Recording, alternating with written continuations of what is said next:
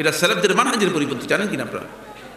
সালাফগণ এইভাবে তাওয়াদু হচ্ছে, বিনয় হচ্ছে যে আপনি বলবেন যে এই বিষয়ে আমি এটা জানতে চাই। মানে আপনি প্রথমেই শুরু করছেন যে আমি জানি, মানে আপনার জ্ঞান রয়েছে, আপনি আমার কাছে জ্ঞান বাহাদুরি দেখাচ্ছে, ঠিক না? এই প্রশ্ন খবরদার, মানহাজ শিখুন, মানহাজ শিখুন, শিষ্টাচার শিখুন। তাহলে এই যে আজকে বললাম যে ইলমের বরকত কেন আমরা পাচ্ছি না, কেন ইলম আমাদের বরকত দিচ্ছে না, এর কারণ হচ্ছে এটাই। এই প্রশ্ন যে মানে এসেই শুরু হয়েছে প্রথম প্রশ্ন আমরা জানি। আচ্ছা জানছেন কি দেখি, কি জানছেন এবার দেখি। শয়তান মানুষের প্রকাশ্য শত্রু। আমরা যারা নামাজে দাঁড়ালে ইবলিস শয়তান যখন আমাদের মনোযোগ ভিন্ন দিকে নিয়ে যায় তখন আমাদের কি করা উচিত? হ্যাঁ, ও উত্তর নিচে দিয়ে আছে। আস্তাগফিরুল্লাহ বলে বাম কাঁধে হালকা কি রেখেছে, গরিবে হালকা গরিবে 3 বার থুতু।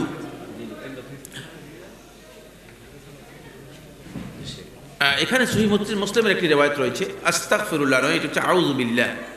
আস্তাগফিরুল্লাহ নয়, এটা হলো যে ব্যক্তিকে নিয়মিত শয়তান, খেয়াল রাখতে হবে, হাদিসও বুঝতে হবে, হাদিসের জ্ঞান অর্জন করা। আপনি জানেন যেটা সেটা সঠিক নয়। যে ব্যক্তিকে নিয়মিত শয়তান সালাতের মধ্যে মনোযোগ বিচ্ছিন্ন করে, শয়তান যার নিয়মিত সালাতের মধ্যে মনোযোগ বিচ্ছিন্ন করে, সহিহ মুসলিমের রিওয়ায়াতের মধ্যে এসেছে রাসূলুল্লাহ সাল্লাল্লাহু আলাইহি ওয়াসাল্লাম বলেছেন, সেই ব্যক্তি যখন এই ধরনের বিচ্ছিন্নতা, মনোযোগ আর কোনোভাবে ফিরিয়ে আনতে পারছেন না, মনোযোগ ফিরিয়ে আনতে পারছেন না, তখন বাম দিকে হালকা তিনি এভাবে, মানে এখানে কি হবে না, মানে থুতু মারবে না, শুধুমাত্র একটু ইয়ে করে 3 বার আউযুবিল্লাহ বলবেন, 3 বার আউযুবিল্লাহ বলবেন। এটি রাসূলুল্লাহ সাল্লাল্লাহু আলাইহি ওয়াসাল্লামের সুন্নাহ দ্বারা প্রমাণিত হয়েছে এবং সহিহ। সুতরাং এটা করতে পারেন ওই ব্যক্তি যে নিয়মিত শয়তানের কি হচ্ছে, শয়তান যাকে ওয়াসওয়াসা দিচ্ছে সালাতের মধ্যে, সালাতের মধ্যে নিয়মিত যার মনোযোগ বিচ্ছিন্ন করছে। কিন্তু কোনো ব্যক্তি যদি সালাতের মধ্যে তার মনোযোগ কোনো কারণে বিচ্ছিন্ন হয়, আর যদি সেই সালাতের মধ্যে আবার মনোযোগ ফিরিয়ে আনতে পারে, তাহলে ওই ব্যক্তি সেটা করবে না। বুঝতে পেরেছেন কিনা? এটা হচ্ছে ওই ব্যক্তির জন্য যে ব্যক্তি ওয়াসওয়াসার কারণে সালাতে আর মনোযোগ ফিরে আনতে পারছে না, তার জন্য। বুঝতে পেরেছেন? সালাতে আর মনোযোগ নিয়ে আসতে পারছে না সেই ব্যক্তির জন্য। নামাজরত অবস্থায় আমি কি সূরা পড়ার পাশাপাশি মনে মনে আল্লাহকে স্মরণ করে লা ইলাহা ইল্লাল্লাহ আল্লাহু আকবার বা মনে মনে আস্তাগফিরুল্লাহ পড়লে কি আমার সালাত ভুল হবে? অবশ্যই ভুল হবে। কোরআন তিলাওয়াতের সাথে মানে আর কোনো ধরনের জিকির অথবা আর কোনো কিছু মনের মধ্যে আনার সুযোগ নেই। আপনি যে কোরআন তিলাওয়াত করতেছেন, এই কোরআন তিলাওয়াত আপনার তিলাওয়াতই হচ্ছে না, কারণ অন্তরের সাথে যদি তিলাওয়াতের সম্পর্ক না থাকে তাহলে এই তিলাওয়াত মানে অন্তর পর্যন্তই যাচ্ছে না। বুঝতে পেরেছে কিনা? এই কারণে তো আমাদের সমস্যা, সেটা হলো আমরা তেলাওয়াত করি, মনোযোগ আমাদের তেলাওয়াতের মধ্যে নেই। মনোযোগ কি নেই? তেলাওয়াতের মধ্যে নেই। সূরা মুখস্থ এটা অনেকটা রেকর্ডের মতো, অনেকটা কি রেকর্ড করা আছে। আলহামদুলিল্লাহ রাব্বিল আলামিন আর রহমানির রহিম মালিকি ইয়াউমিদ্দিন ইয়াকা না'বুদু ওয়া ইয়াকা নাস্তাঈন, শেষ। কিন্তু তিনি যে পড়ছেন একটা শব্দ বুঝেন নাই, অন্তর দিয়ে পড়েন নাই। বুঝতে পেরেছেন? অন্তর দিয়ে পড়েন নাই, অন্তরের সাথে যুক্ত হয় নাই। কারণ যদি অন্তরের সাথে যুক্ত হয় তাহলে লা ইলাহা ইল্লাল্লাহ আস্তাগফিরুল্লাহ কখন পড়বেন? প্রশ্নই আসে না। আস্তাগফিরুল্লাহ লা ইলাহা ইল্লাল্লাহ সুযোগ নেই। যদি কেউ মনে মনে আস্তাগফিরুল্লাহ লা ইলাহা ইল্লাল্লাহ করেন তাহলে তিনি সালাত থেকে কি হয়ে গেলেন? বিচ্ছিন্ন হয়ে গেলেন। তার সালাত হবে কিনা? বিশুদ্ধ বক্তব্য অনুযায়ী তার সালাত হবে না। কারণ হলো তাদের সালাতের ব্যাপারে আল্লাহ তাআলা কোরআনের মধ্যে বলেছেন আল্লাযীনা হুম কি, এটা তো আপনাদের মুখস্থ আছে আয়াত, আল্লাযীনা হুম আন সালাতিহিম সাহুন। দেখছেন, সালাতের মধ্যে গাফিল হওয়ার কারণে সালাতে আপনি কোরআন তেলাওয়াতের পাশাপাশি মনোযোগ অন্যদিকে নিয়ে যেতে পেরেছেন। তাদের সালাত হচ্ছে, তারা সালাতের মধ্যে যখন কোরআন তেলাওয়াত করে থাকে তখন তাদের খুশু আসে না, অথচ সালাতের মধ্যে খুশু অপরিহার্য। আল্লাযীনা হুম ফি সালাতিহিম খাশিউন, যারা তাদের সালাতের মধ্যে খাশি, পরিপূর্ণরূপে নিজের অন্তরকে বিনয়াবনত করবে, কোমল করবে, নরম করবে। তো অন্তর নরম হলো কোথায়? আপনার অন্তর তো অন্যদিকেই চলে গেল। সালাতে মুসল্লি ব্যক্তি সালাতের প্রত্যেকটি জিকিরের সাথে, সালাতের প্রত্যেকটি কথার সাথে এবং প্রত্যেকটি কাজের সাথে নিজের অন্তর দিয়ে ইনভলভ হতে হবে। শেখুল ইসলাম ইবনুল কাইয়্যিম রাহমাতুল্লাহ আলাইহি বলেন, যদি কোনো জিকির অন্তরের সাথে সম্পৃক্ত না হয়, শুধুমাত্র মুখের জিকির হয়ে যায়, সেই জিকির আল্লাহ রাব্বুল আলামিনের কাছে জিকির হিসেবে গ্রহণযোগ্য হয় না, সেটা জিকির না। বুঝতে পেরেছেন? এটা হলো অটোমেটিক বলা আর কি। যেমন আমরা কুকিলের ডাক দিলে এটা কি কুকিলের ডাক হবে কিনা? যদিও আপনি এটা নকল করেছেন, কিন্তু এটাকে কুকিলের ডাক বলা হবে না, কুকিলের ডাক আপনি নকল করেছেন। ঠিক অনুরূপভাবে জিকির যতক্ষণ পর্যন্ত অন্তরের সাথে সম্পৃক্ত না হবে ততক্ষণ পর্যন্ত সেটা জিকির হবে না। ইবলিস শয়তান থেকে বাঁচতে সূরা পড়া অবস্থায় মনে মনে এগুলো পড়ি যাতে মন অন্যদিকে না যায়। না, আপনাকে শয়তান আরেকটা টার্গেটে নিয়ে গিয়েছে, সলাতের মূল জায়গা থেকে আপনাকে বিচ্ছিন্ন করে দিয়েছে। সলাতের মূল জায়গা কোনটা কে বলতে পারবেন? সলাতের মূল জায়গা হচ্ছে কোরআন তেলাওয়াত। সলাতের আরেকটা নাম হচ্ছে, মানে সলাতই হচ্ছে সূরা ফাতিহার একটা নাম। সলাতের মূল জায়গা কোনটি? মূল জায়গায় হচ্ছে কোরআন তেলাওয়াত। তো শয়তান আপনাকে খুব ভালো একটা বুদ্ধি দিয়েছে, সেটা হচ্ছে এই শয়তানের ওয়াসওয়াসা থেকে, শয়তানের মানে প্ররোচনা থেকে বাঁচার জন্য শয়তান আপনাকে বলছে কোরআন তেলাওয়াত মুখে মুখে করো আর অন্তরের মধ্যে আল্লাহ আল্লাহ করো। আপনাকে সালাত থেকে বিচ্ছিন্ন করে দিয়েছে। খবরদার, এই কাজটি শুদ্ধ নয়, এই কাজটি শুদ্ধ নয়। এরপরে কি লিখেছেন? আচ্ছা থাক, আমি পড়তে পারিনি, আমি দুঃখিত। আসসালামু আলাইকুম প্রিয় শেখ, জমিয়তে আহলে হাদিস অথবা আহলে হাদিস আন্দোলন সংগঠনের সাথে সম্পৃক্ত হয়ে দাওয়াতি কাজ করা যাবে কিনা?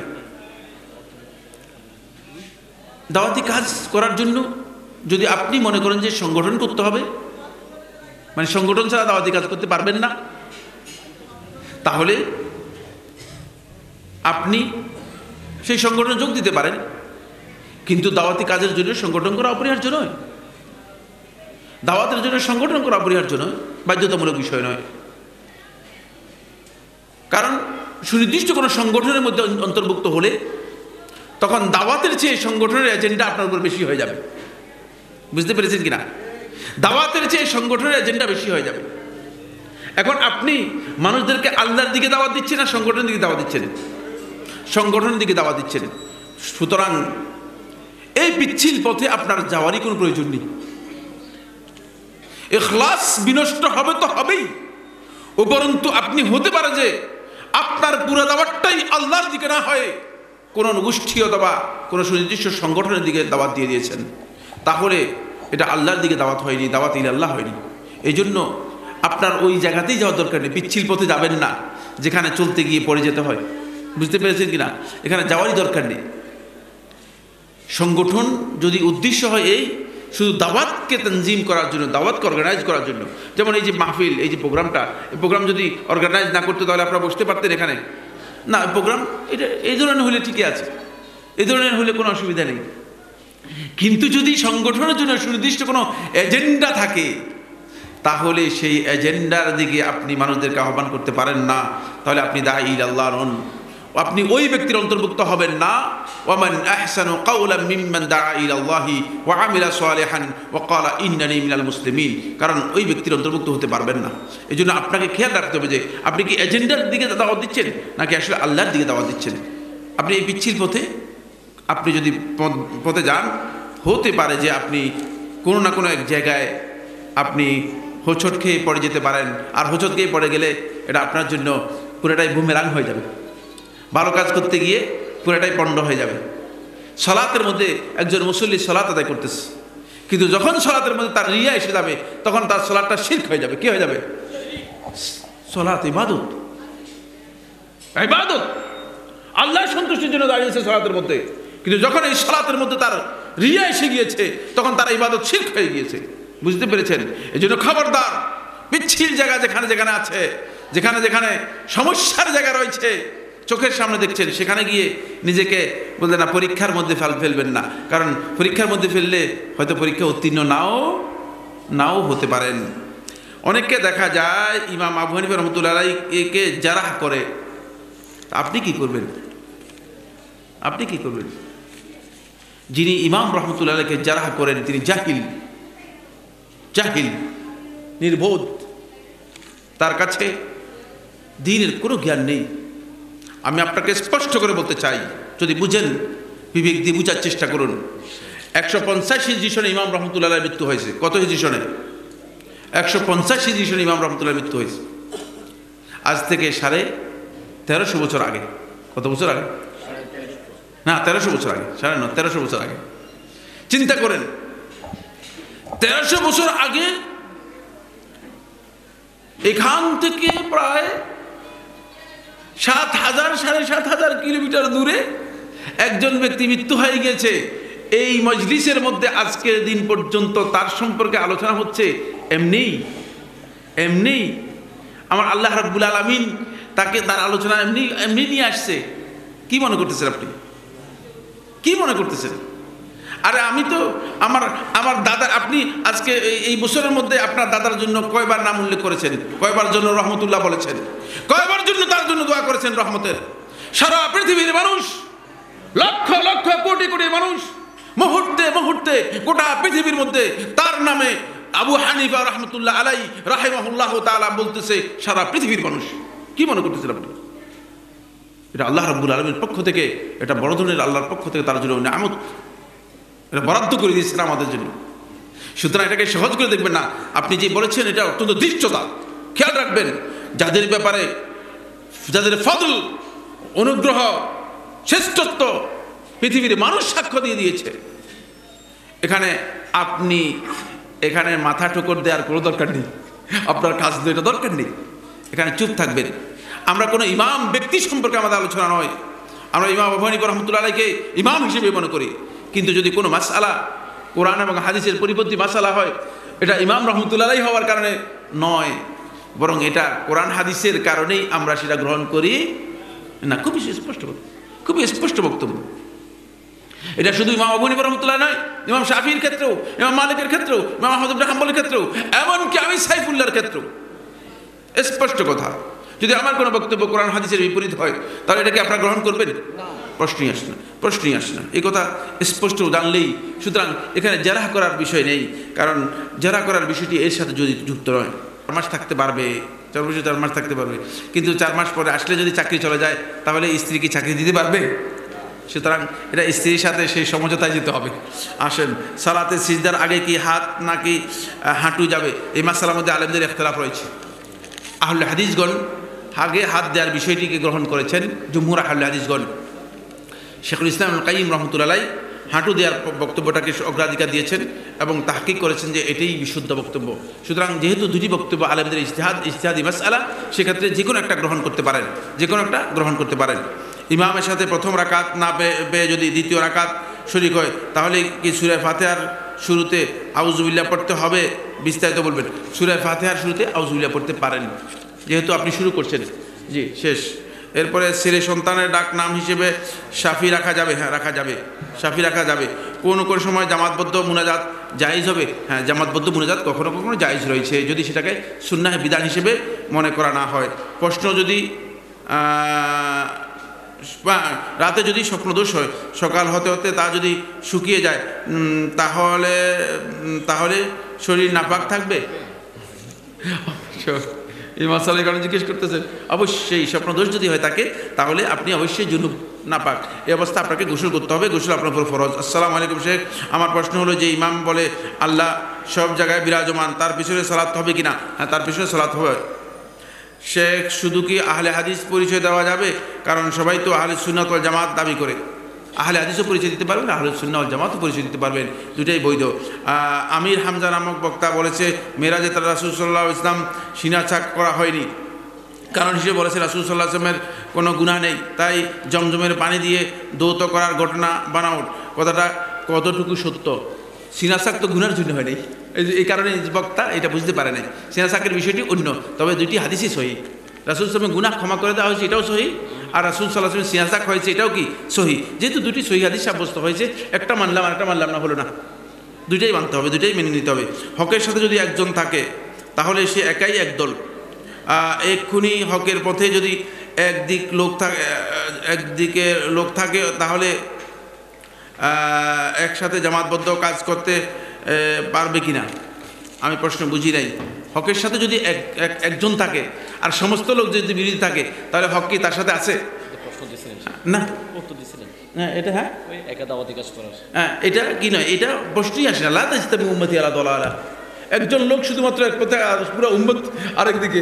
লা তাজতামি উম্মতি আলা দালালা। রাসূল সাল্লাল্লাহু আলাইহি ওয়াসাল্লাম বলে গিয়েছেন, এই উম্মতের গ্যারান্টি দিয়ে গেছেন, আমার উম্মতের সবাই কোনোদিন বিভ্রান্তির উপর পদভ্রষ্টতার উপর একমত হবে না। সুতরাং প্রশ্নই আসে না, না বুঝে কথা বলবেন না, বুঝার চেষ্টা করুন, আহলে ইলমের কাছে যান। আসসালামু আলাইকুম শেখ, কেমন আছেন? আলহামদুলিল্লাহ, আল্লাহ তাআলা ভালো রেখেছেন। প্রিয় শেখ, আমার একটা প্রশ্ন হলো জুমার দিনের সালাতের ব্যাপারে, জুমার দিন মোট কত রাকাত সালাত আদায় করতে হবে জানাবেন। জুমার রাকাত হচ্ছে কয় রাকাত সালাত? জুমা 2 রাকাত সালাত, জুমার দিনে 2 রাকাত সালাত আদায় করবেন। আর যদি আপনি নফল সালাত আদায় করেন কোনো অসুবিধা নেই। সূরা ফাতিহা 28 নম্বর আয়াতে, সূরা ফাতিহার 28 নম্বর আয়াতে জ্ঞানীদের বলা হয়েছে যে আল্লাহকে ভয় করবে এই জ্ঞানী কারা? এই জ্ঞানী হচ্ছে যারা আল্লাহকে ভয় করে এবং জ্ঞান অনুযায়ী যারা আমল করে, জ্ঞান অনুযায়ী যারা আমল করে তারা। আচ্ছা, মামাতো বোনের মেয়েকে বিয়ে করা যাবে কিনা? অবশ্যই যাবে। মামাতো বোনকে বিয়ে করা যায়? মামাতো বোনের মেয়েকে আরও প্রশ্ন দিচ্ছেন আপনি, দোয়ায় কুনুত ছাড়া কি ভিতরে নামাজ পড়া যাবে? হ্যাঁ, দোয়ায় কুনুত সুন্নাত, দোয়ায় কুনুত সুন্নাত, দোয়ায় কুনুত ছাড়াও ভিতরে সালাত আদায় করতে পারবেন। আসসালামু আলাইকুম শেখ, প্রিয় শেখ, বালেগ ছেলে মেয়েরা কি একসাথে ক্লাস করতে পারবে? যদিও মেয়েরা হিজাব না, একসাথে ক্লাস করা, একসাথে পাশাপাশি ক্লাস করা জায়েজ নেই, কারণ ফিতনার কারণ হতে পারে। ফিতনার কি হতে পারে? কারণ হতে পারে। আসসালামু আলাইকুম শেখ, আল্লাহ আপনাকে হেফাজত করুন। আলহামদুলিল্লাহ। রুকু কি দোয়া করা যাবে? রুকুতে কি দোয়া করা? রুকুতে দোয়া তো রয়েছে, রুকুতে দোয়া করতে পারবেন। দোয়া হচ্ছে মানে রুকুতে ওই দোয়া নয় যেগুলো, যেই দোয়ার মধ্যে আল্লাহ তাআলার তাজিম রয়েছে, সুবহুন কুদ্দুস, এটা বলতে পারেন। জি না, ওই ধরনের যে দোয়া মাসআলা রুকুতে করার ব্যাপারে সহি কোনো নস পাওয়া যায়নি। দোয়া মাসআলা হচ্ছে কোনো কিছু চাওয়া আল্লাহ তাআলার কাছে, সেটা সিজদা করবেন। কোরআন ও সুন্নাহ পালন করতে হলে তাহলে হাদিস কেন করতে হবে? আহলে হাদিস না করে কি কোরআন সুন্নাহ পালন করা যায় না? এটা আহলে হাদিস হচ্ছে, এটা মানহাজের নাম, বুঝতে পেরেছেন? কোরআন সুন্নাহকে সত্যিকার অনুসরণ করতে হলে আপনি আহলে হাদিসের মানহাজ অনুযায়ী অনুসরণ করতে হবে। এই জন্য করতে হবে কারণ হচ্ছে অন্যথায় আপনার বুঝের মধ্যে ভুল হয়ে যাবে। বুঝের মধ্যে কী হয়ে যাবে? ভুল হয়ে যাবে। আপনি নিজের মন মতো কোরআন সুন্নাহ বুঝতে হবে না, কোরআন সুন্নাহ বুঝতে হবে ওই পূর্ববর্তীদের সেলাফরা যেভাবে বুঝেছেন সেভাবে। তো এই কারণেই আপনাকে সেলাফদের মানহাজ বুঝতে হলে অবশ্যই এই জায়গায় আসতে হবে। এখন পূর্ববর্তীদেরকে আপনি অস্বীকার করে যদি নূতন জ্ঞান দেওয়ার চেষ্টা করেন তাহলে এটা শুদ্ধ হবে কিনা? মোটেই শুদ্ধ হবে না। বর্তমান স্কুল মাদ্রাসায় ইমান বিধ্বংসী যে শিক্ষা ব্যবস্থা, সেসব প্রতিষ্ঠানে আমাদের সন্তানদের ভর্তি করাতে পারবো কিনা? আপনার সন্তানকে আর কোথায় ভর্তি করাবেন? সন্তানকে তাহলে ঘরেই রাখতে হবে, আর পড়ালেখা করানোর সুযোগ নেই। ভর্তিও করাতে হবে, সন্তানদেরকে ওই জ্ঞান থেকে কী করতে হবে? দূরেও রাখতে হবে। সন্তানদেরকে ওই জ্ঞান সম্পর্কে সতর্ক করতে হবে এবং এর বিরুদ্ধে নিজের বক্তব্য মানুষের সামনে তুলে ধরতে হবে। আসসালামু আলাইকুম শেখ, আমার প্রশ্ন হচ্ছে মদিনা বিশ্ববিদ্যালয়ে যাওয়ার জন্য আমি কি করতে হবে ভালো করে বুঝিয়ে বলবেন। মদিনা বিশ্ববিদ্যালয়ে যেতে চাইলে আপনার অন্তপক্ষে দাখিল আলিমের রেজাল্টটা সবচেয়ে ভালো হতে হবে এবং ভালো আরবি জানতে হবে, ভালো আরবি জানতে হবে, আরবিটা একটু ভালো জানার জন্য চেষ্টা করতে হবে। 3 নম্বর হচ্ছে হাফেজ হলে এদের অগ্রাধিকার রয়েছে, হাফেজ হলে এদের অগ্রাধিকার রয়েছে। 4 নম্বর হচ্ছে এর জন্য আপনি কি করবেন? ইউনিভার্সিটির যে পোর্টাল রয়েছে, অনলাইন পোর্টালে আপনাকে প্রয়োজনীয় কাগজপত্র সবগুলো সেখানে গেলেই ঢুকলেই আপনি পেয়ে যাবেন কি কি কাগজপত্র আপনার কাছে রিকোয়ারমেন্ট রয়েছে, সেই রিকোয়ারমেন্ট পূরণ করতে হবে। হাযা সুবহানাকাল্লাহুম্মা